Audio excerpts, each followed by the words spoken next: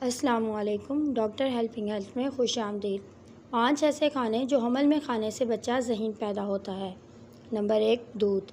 حاملہ خواتین کو اپنے اور بچے کے لیے بہت زیادہ غذائی اجزاء کی ضرورت ہوتی ہے، جن میں پروٹین اور کیلشیم شامل ہو، اور دودھ میں دونوں شامل ہیں۔ جب آپ وافر مقدار میں دودھ پیتے ہیں تو یہ آپ کے بچے کی ذہانت کو بہتر بناتا ہے۔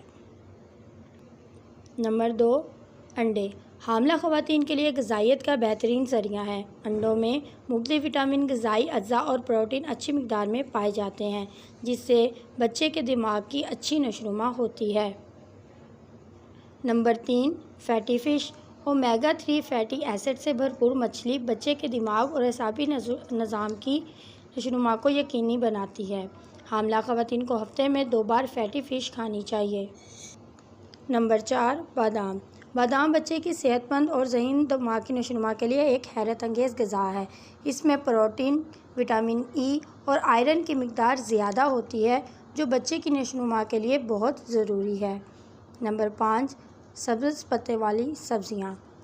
دوران حمل سبز پتوں والی سبزیاں اعلیٰ غذائیت کی حامل ہوتی ہیں اور صحیح نشوونما میں مدد کرتی ہے۔ سبز پتوں والی سبزیاں فولک ایسڈ کا بڑا ذریعہ ہے۔